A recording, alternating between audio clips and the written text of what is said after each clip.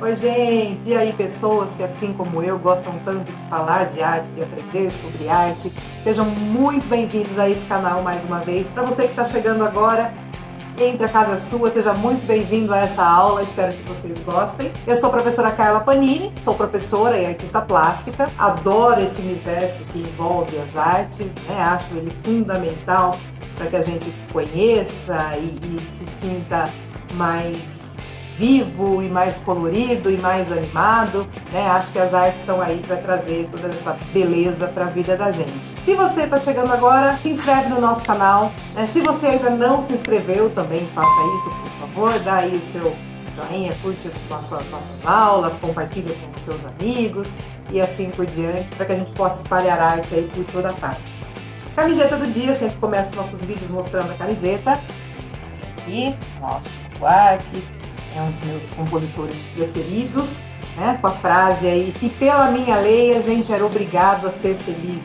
Então, né, seria tão bom se a gente realmente se obrigasse a ser feliz, ou se essa coisa fosse tão natural da gente buscar essa felicidade num mundo tão estranho que às vezes a gente vive, né? Esse momento atual agora, com tantas coisas acontecendo, se a gente se permitir, né, ser feliz com pequenas coisas, com pequenos momentos, com pequenos sorrisos, com pequenos aprendizados, com pequenos abraços, né, com momentos que são considerados às vezes tão simples, eu acho que tudo fica mais bonito, né? Então que a gente se permita e que a gente se obrigue aí a ser feliz um pouquinho todos os dias, né? Que isso vire rotina na nossa vida.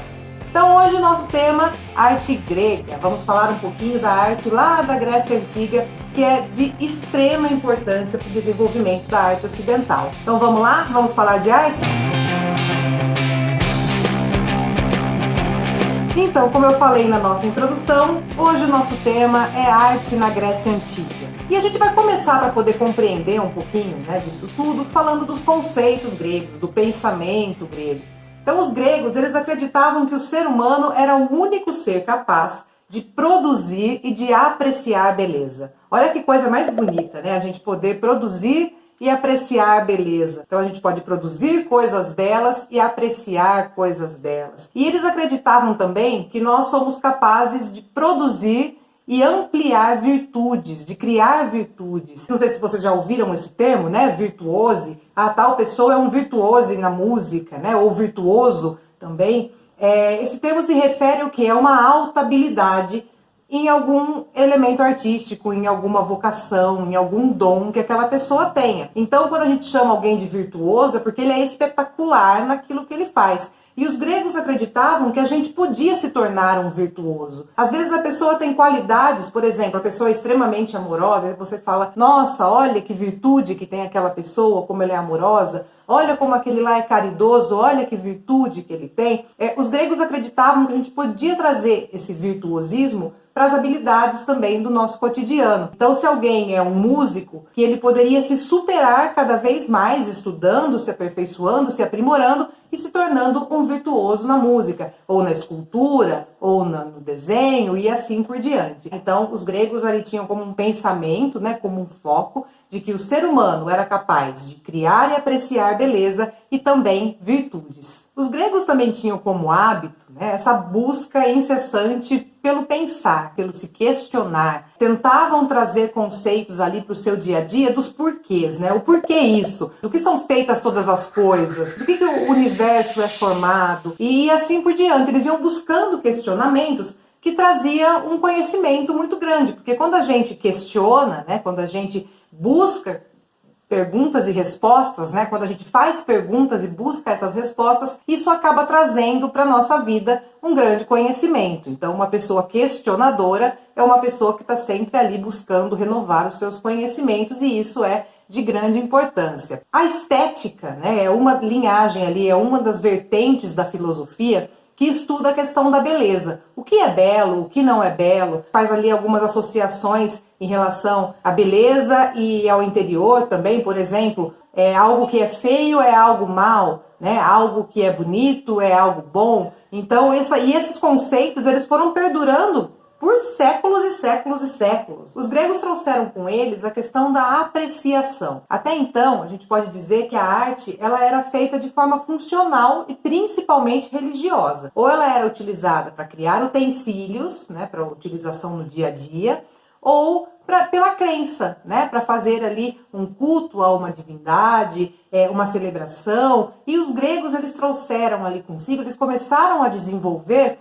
algo que colocava a arte simplesmente de forma apreciativa, contemplativa, ou seja, a arte como forma de deleite, da gente poder apreciar, que é o que a gente faz hoje. A gente escuta uma música por quê? Porque ela nos faz bem. A gente escuta uma música porque aquilo traz um bem-estar, né? Traz alegria, traz lembranças. A gente observa uma obra de arte porque aquilo faz com que a gente se sinta bem ao olhar ou porque faz com que a gente questione determinadas situações. A gente vai a uma peça de teatro pelo prazer de assistir uma peça de teatro, ou a um show, ou ao cinema. Ou seja, esses conceitos todos de apreciação, eles vieram dos gregos. Então, eles foram os primeiros que colocaram a arte com essa característica de ser apreciada, né? De servir como um deleite, como um momento de prazer para as pessoas. Então, toda essa forma de pensar dos gregos, ela acabou trazendo, né, uma evolução para as artes também daquele período, que acabou se repetindo aí em vários outros movimentos e períodos artísticos durante toda a história da arte. Então a gente pode dizer, por exemplo, essa música, né, que foi feita ali devido à apreciação, para que as pessoas se sintam bem, ela vem, o termo música, tá? Ele vem de musique, que vem de musa. As musas, elas eram quem? Elas eram entidades que eram dotadas do poder de fazer com que as pessoas tivessem criatividade artística ou científica, né? Elas inspiravam as pessoas nas criações artísticas e científicas. No decorrer, né, durante toda a história da arte, vão existir diversas musas, né? Cada artista, cada compositor, cada poeta, cada pintor tem a sua musa inspiradora. Às vezes as pessoas associam, né, a figura feminina de uma paixão, de um amor de um determinado artista, mas nem sempre é assim. A gente pode, por exemplo, falar de Monet, que além da Camille, que ele a pintou várias vezes também, ele tinha a luz, ele tinha o sol também como uma musa inspiradora. Então a luminosidade, né, essa luz do sol, trazia para Monet essa criatividade e essa sensação de criação, de fazer algo através daquela iluminação, daquela luz. Então a gente pode dizer aí que a luz solar seria também uma musa de Monet. E isso acontece com diversos artistas, cada um vai ter ali a sua inspiração diferente. Então, para vocês, né, associarem esse termo música, vem de musique, que vem de musa também. E essa questão da música é muito interessante, né, de vir do termo musa, musa inspiradora, porque a música ela é tão presente na nossa vida como realmente uma musa inspiradora, não é? Quando a gente precisa se sentir melhor ou quando a gente precisa lembrar de alguma coisa, sentir uma saudade, precisa ter aquele aconchego, né? A música traz pra gente essa coisa de lembrar de um momento bom, né? De lembrar de uma pessoa querida, de lembrar de um fato da infância. Então a música ela tem realmente esse papel na nossa vida, né? De inspirar, de fazer com que a gente se sinta bem, de fazer com que a gente se sinta ali criativo, sensível e assim por diante. Então essa maneira nova de ouvir a música, não só para que fosse feito um ritual ou para que fosse feita uma celebração, ela vem dos gregos também, essa apreciação, né? Essa busca por um momento bom, por um deleite, por um prazer, através dos elementos das linguagens artísticas. Outra produção artística e cultural muito importante que surgiu lá na Grécia, né, é o teatro ocidental. O teatro, ele surge a partir da crença, né, inicialmente, então ele surge a partir de um culto a Dionísio, que era um deus grego, que era o deus do vinho e da fertilidade, que equivale ali a Baco da mitologia romana, né, então Dionísio para os gregos, Baco para os romanos. E esse culto a Dionísio era feito em forma de como se fosse uma procissão, né, onde entoavam-se cânticos durante todo o dia e haviam encenações nessa celebração. E isso abriu as portas para a criação do teatro ocidental. Esses cânticos, né, que eram feitos ali, realizados durante essa procissão, eram chamados de ditirambos. Então foi a partir dos ditirambos que surgiram ali as primeiras representações dentro da sociedade grega, e aí surgiu os gêneros da comédia e da tragédia. E o teatro, ele tinha uma liberdade, né, assim, de trazer toda a sociedade para dentro dessa produção, para dentro dessa vivência artística. Todas as pessoas podiam ir ao teatro. A gente percebe que hoje em dia talvez isso não aconteça com tanta frequência. Os ingressos são caros, a dificuldade de locomoção, né, e tudo mais, acabam dificultando para que todos tenham acesso ao teatro. Mas isso lá na Grécia todo mundo tinha acesso. E mesmo nos dias de hoje, quando o teatro é gratuito, é feito numa praça, são poucas as pessoas que às vezes param para assistir, infelizmente. A gente deveria ter um acesso muito maior e um interesse muito maior de parar ali, assistir uma peça, dar risada, se emocionar, se envolver com aquela história, conhecer novos fatos. Isso é sempre muito bom e, infelizmente, a gente não percebe isso muito acontecendo nos dias atuais. Na linguagem da pintura, os gregos ficaram muito famosos pela pintura dos jarros. Esses jarros, eles também eram utilitários, né? Serviam para guardar azeite, água e outros alimentos, mas eles também serviam para contar histórias. Os desenhos feitos nesses jarros, eles contavam histórias mitológicas dos deuses, contavam histórias de guerreiros, de atletas, né, de batalhas vencidas e também cenas do cotidiano. Para quem já assistiu aquela animação do Hércules, é capaz de se lembrar ali da abertura dela, onde os personagens desses jarros iam se movimentando, passando de um jarro para o outro, e as histórias iam sendo contadas ali para fazer a abertura do desenho. Tinham ali alguns personagens que iam contando uma determinada história e passeando por esses jarros. A pintura grega nesses jarros, ela pode ser encontrada de formas diferentes. Então a gente tem jarros onde o fundo é mais claro, seja ele mais avermelhado ou mais amarelado, com as figuras de tom mais escuro, as figuras feitas em preto, e temos o contrário, o jarro em preto e as figuras mais claras em tons amarelados ou avermelhados. Geralmente os temas utilizados pelos gregos aí nas suas pinturas têm a ver com a sociedade grega da época, né? Então a cultura religiosa, né, politeísta, a cultura relacionada aos esportes, então os atletas, isso era muito cultuado também pelos gregos, né, a questão das Olimpíadas, tanto que se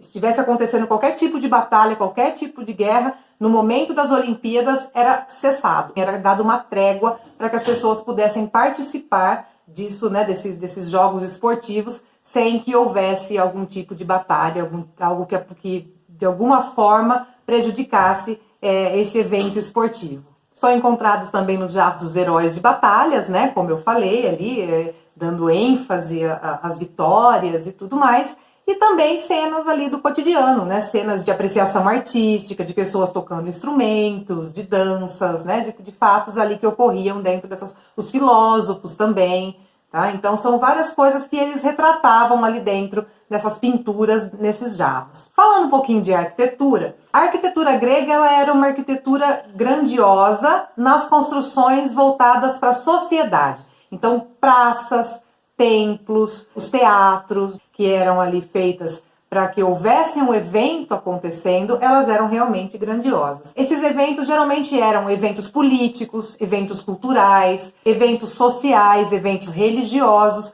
que aconteciam, né, dentro desses ambientes aí. As moradias já eram mais simples, né, trabalhava-se ali com construções mais simples na moradia. Algumas características, né, dessa construção, dessa arquitetura grega, é a questão da simetria, né, do equilíbrio. Os prédios geralmente eles eram bem equilibrados. A questão de monumentalidade, ou seja, eram prédios grandiosos, né, prédios grandes ali. A questão de valores estéticos, né, tinha um teor estético, tinha uma preocupação com a beleza desses prédios. Então essas são algumas das características que a gente percebe nessa arquitetura que os gregos produziam nesse período. Os templos, né, a gente voltando mais ali para a questão mesmo das construções dos templos, nós vamos ter algumas características específicas que depois elas vão ser retomadas no período neoclássico, lá no século XVIII, trazendo, né, essas características para as construções do século XVIII também, de muitas reconstruções, né, de muitas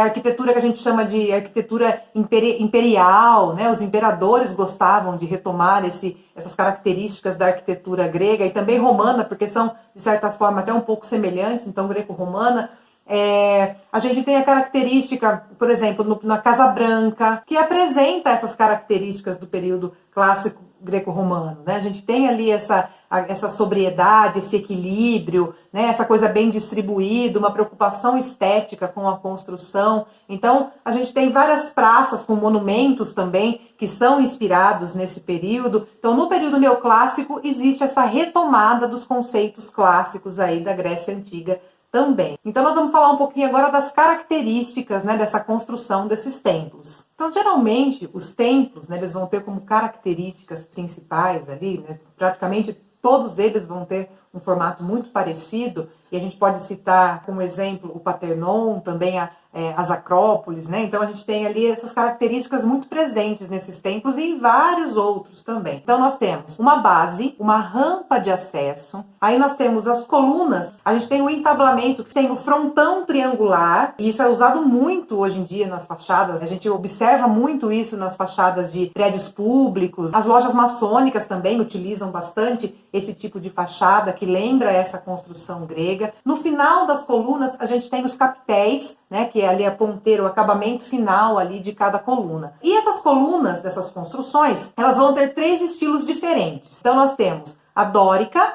Então as colunas dóricas, elas são as mais simples das construções gregas. Ela geralmente começa já diretamente no chão, ali, ela não tem uma base, né, um degrauzinho, nem nada disso. Ela já começa ali rente ao chão.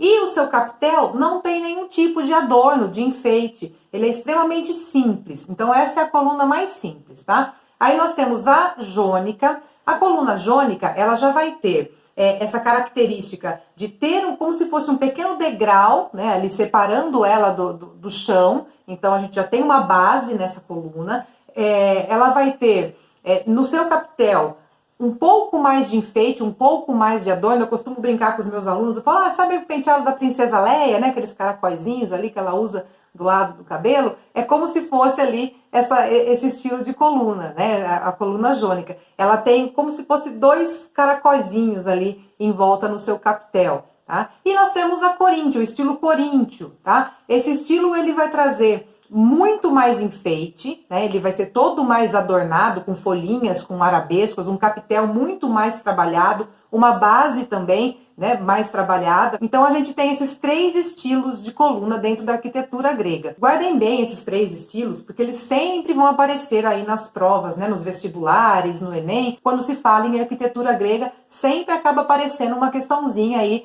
pedindo ou diferenciação, né, desses 3 estilos, às vezes vem imagem das 3 colunas para que vocês observem e aí consiga identificar quais são os 3 estilos diferentes dentro dessas colunas, tá bom? Um outro assunto, né, que a gente pode associar aos gregos de grande importância e que trouxeram, vamos dizer assim, influências na história da arte e até os dias de hoje, é a escultura. Então a escultura grega, ela influencia artistas de todos os tempos. A gente vai ter uma retomada dos conceitos gregos ali dentro do Renascimento, depois no Neoclássico também, mas a gente percebe, né, essa influência grega em praticamente quase todos os períodos da história da escultura. Tem um videozinho bem bacana aqui no nosso canal que fala sobre a escultura, né, que conta esse desenvolvimento, essa história da escultura. Quem quiser depois corre lá para assistir. E aí a gente vai ver essa evolução toda e vai perceber que essas características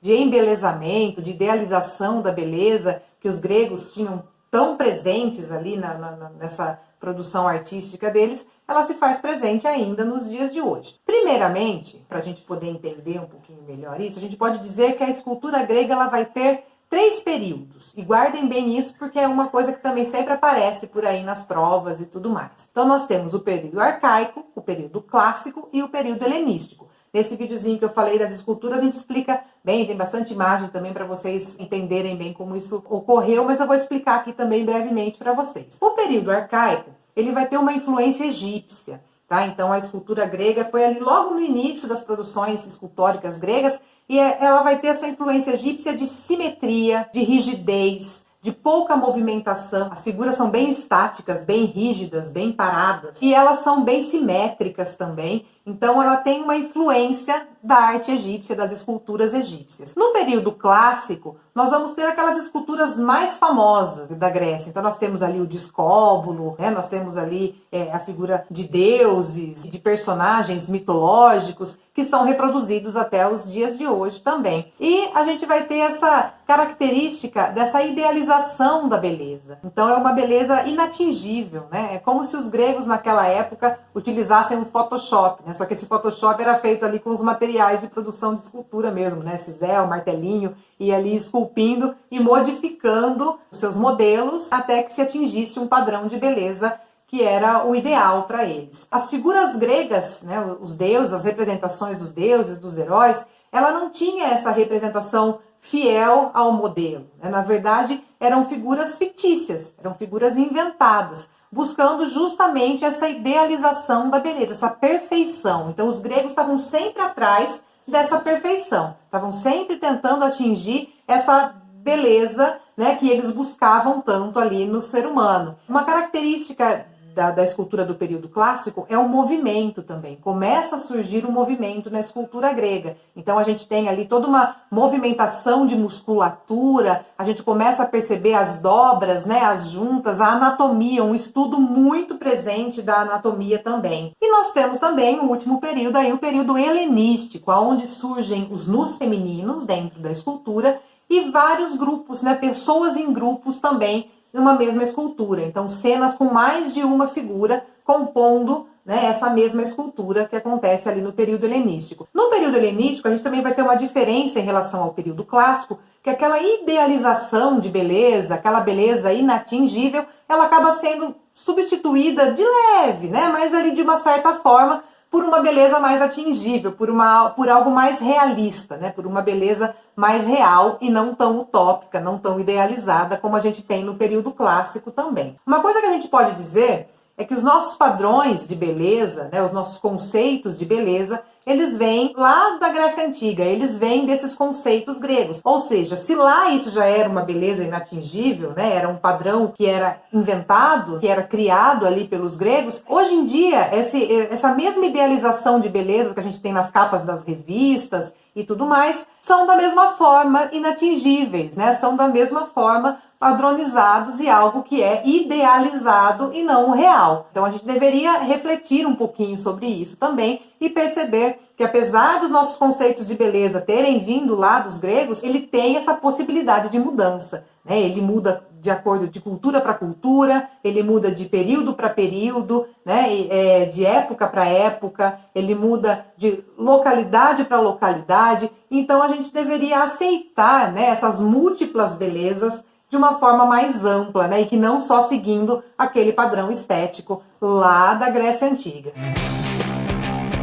Gente, então é isso. Espero que vocês tenham gostado dessa aulinha. Eu tentei simplificar e deixar o mais breve, né? E o mais dinâmico possível aí para que vocês pudessem compreender esses conceitos relacionados à arte grega. Espero que vocês tenham gostado do assunto e agora se aprofundem, pesquisem, né? Que eu acho que a intenção é justamente essa. O canal ele tá aqui para dar aquela pincelada, né, para dar aquela instigada de se conhecer um pouquinho mais sobre um determinado período, né, sobre um determinado evento, sobre um determinado artista. Eu acho que essa é a nossa intenção, é agregar conhecimento para que vocês, a partir daqui, possam, né, alçar novos voos e conhecer muito mais coisas. Eu sei que eu andei um pouquinho sumida aqui com os vídeos, né, questão de organização mesmo, férias de um colégio, mas não tem férias do outro, e assim a gente vai tentando levar as coisas, mas prometo que eu vou tentar trazer vídeos mais frequentes para vocês, para que a gente possa ter esse contato aí com as artes de uma forma mais ampla. Um grande beijo para vocês, sejam sempre muito bem-vindos a este canal, compartilhem com seus amigos aí os nossos vídeos, para que a gente possa sempre espalhar arte por toda parte. Até o próximo vídeo, um beijo, até mais, tchau, tchau!